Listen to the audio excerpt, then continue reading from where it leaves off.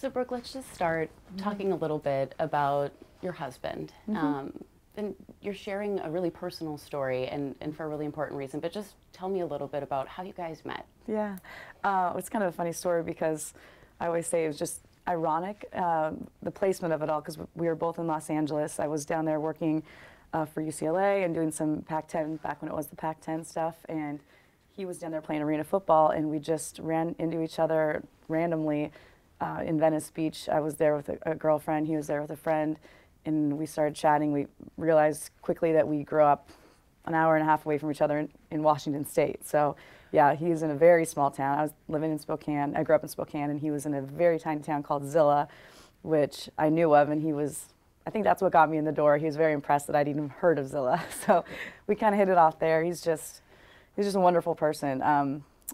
When I often say larger than life, and I guess I would mean that physically, because he was, and figuratively, and I guess every way you can be. His personality was just, he was hilarious. He was the life of the party. You walked in, and it was just everyone gravitated to him. He was just a pure soul and just a wonderful person. And you will never meet a person that would have a negative thing to say about him. Just a good guy. And the pictures of your wedding day, I mean, what was that like? It was great. I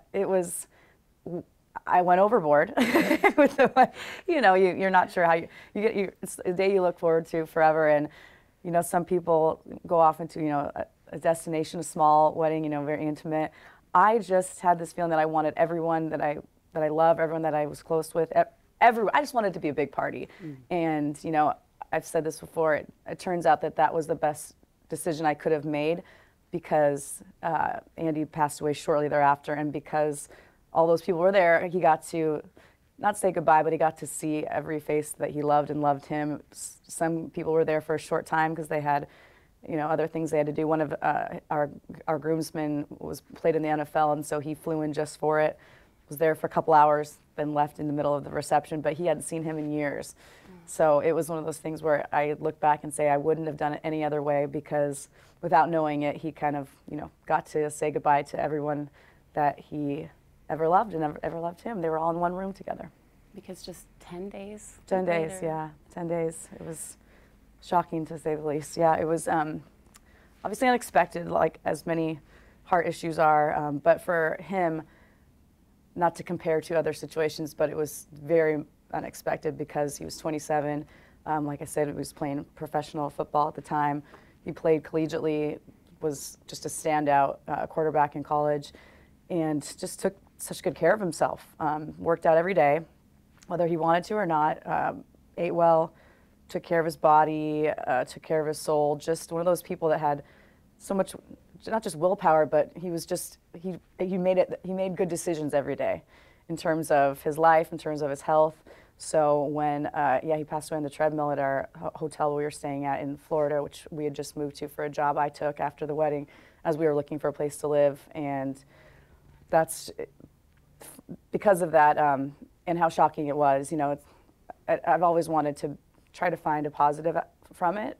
So that's kind of why I decided to do this, to not just talk about signs of, because Andy would come back from working out and was overly tired, just overly exhausted, and this is from someone who was in such good health. So that's one thing I, kind of wanted to talk about from that. That is something that I took away, saying were there signs that I missed, that we all missed, that he wasn't able to articulate to us just how tired he was, even though I could tell, and I just thought, he hated running. Well, I hate running, but so that, and I just talking about looking for signs and just, knowing how to react to a situation if someone is dealing with a heart issue or has a heart attack with you, some things that you can do. It's just trying to take some sort of positive out of a negative situation.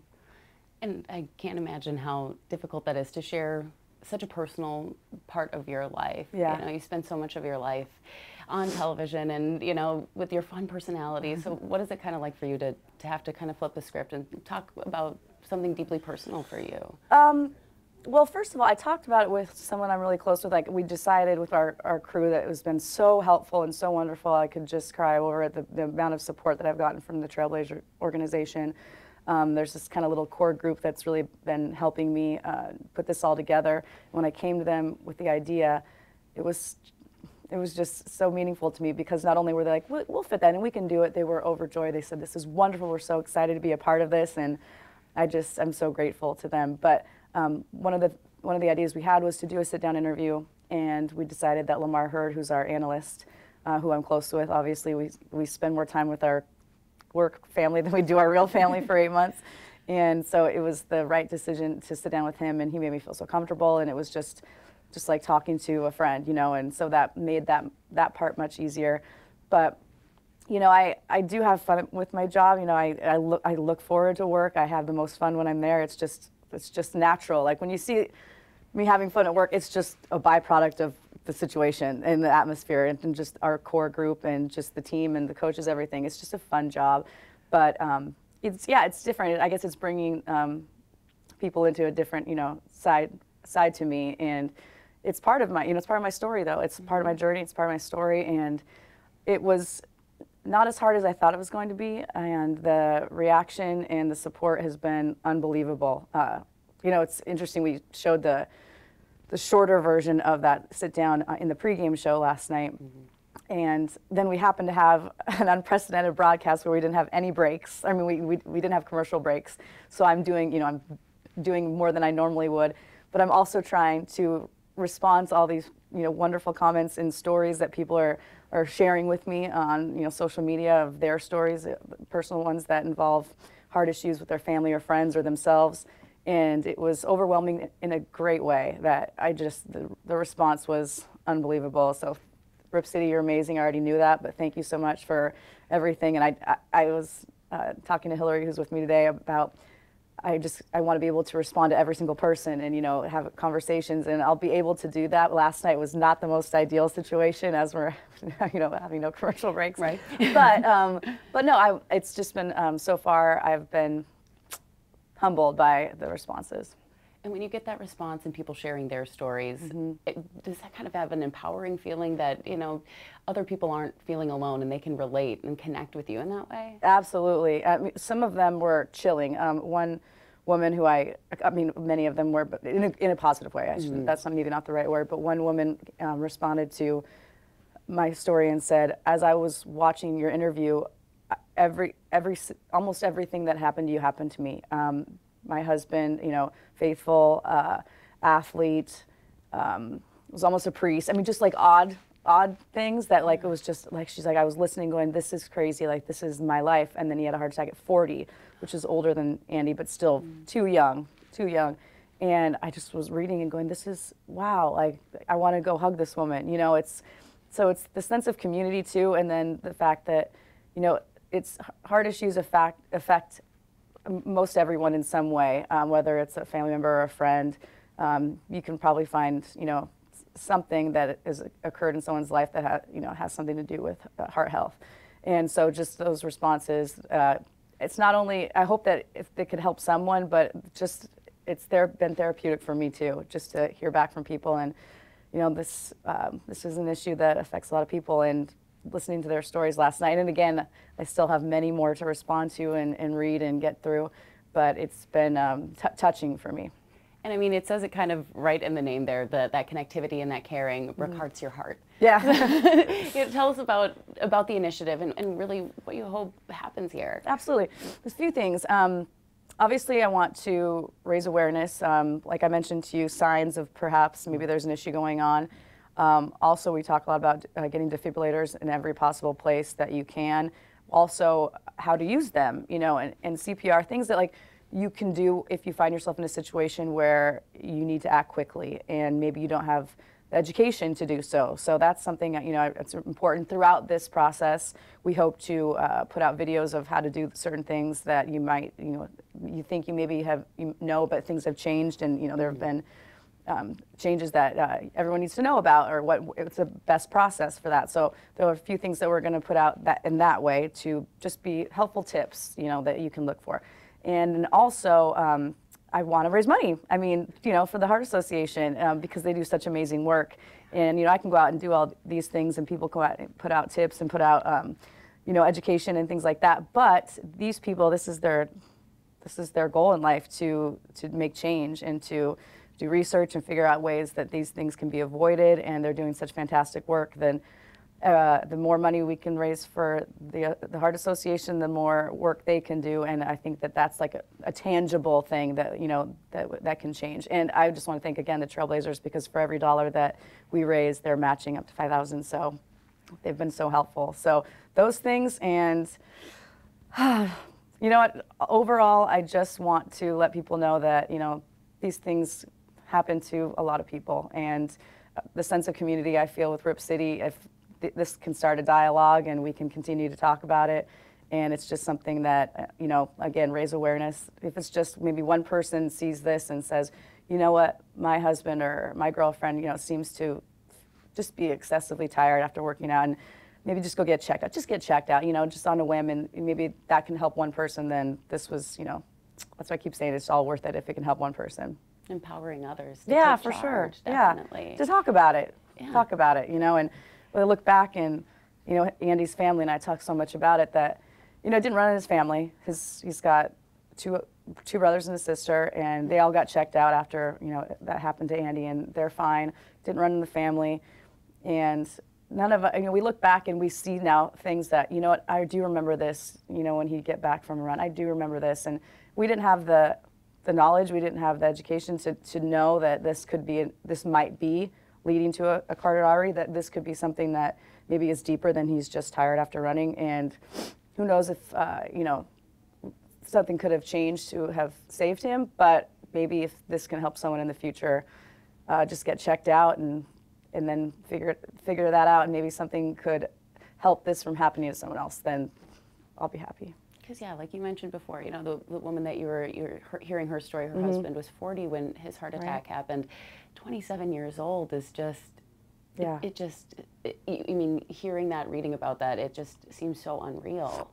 Unreal, and he hadn't even really started life yet. You know, that's the thing that gets me, is that, you know, we can all feel sorry for ourselves that we lost someone that we love and we miss him terribly, but I get most upset when I think about the fact that the world didn't get to see Andy, you know, live his life, because it would have been an amazing life. He was, as I mentioned earlier, faithful, determined, just such a good soul, such a good person. He had so much he wanted to do, so many people he wanted to help, that the world was, you know, a darker place that day, and I feel like people that hadn't even had the chance to meet him, and he hadn't had an impact on their life yet. That's what gets me, because he had so much more to do, and he was just 27, and he would have made a difference in this life 100%. So I'm working on getting over the anger with that, because I just feel like, why him? You know, and I know everyone that has, you know, someone in their life, why this person? But if you talk to anyone that met Andy, he had so much to give, and so 27 was much too young to be taken from the world. But you're helping him continue to give and helping others. What do you think Andy would think of you really taking initiative and helping our community? He'd think it was great, because he used to, I somewhat at times can be a procrastinator, and he was not. He was a go-getter. So he would work with me on, you said you're going to do this, let's get this done. So he'd be proud of me that I'm actually some follow through, you know, in my world. So he would be proud of me for that. But he would be proud that I'm using this platform, because he loved what I did. Like he was so proud of me. You know, he loved watching. At the time, I was, you know, working football games, college football games, and he would watch every single one, you know, and was just afterwards would say, I loved this part of the story where you said this was great, you know, this was awesome. And I mean, he was willing to move across the country to Florida with me, you know, for a job I was taking. He just was my biggest supporter, not just in life, but, you know, with the job, and just that he just loved that I loved it so much, and that he could kind of be a part of it, you know. So he would love that I'm using this platform that's been given to me from my wonderful job with the Trailblazers to use to bring awareness to it, and to, you know, continue to talk about it, because he'll forever be remembered. And if I can continue to talk about him as a person, I think that's just something that I want to do, because again, it's been a while, but this person will never be forgotten in our hearts, and just the person that he was, I always want to talk about him, you know. I just always want to remember Andy, because he was one of a kind, and he would be proud that you know, trying to use this in a positive way because it is such a sad situation. But if we can make some changes and help a few people, then, you know, he would be proud of that. And our viewers can help. So how can they get active in this? How can they donate and really help spread this message and awareness? Yeah, you can go to trailblazers.com, and there's a donations page. Like I mentioned, Trailblazers will match every dollar. And if you have the means, if you can, great. If not, you know, pass the information along to others.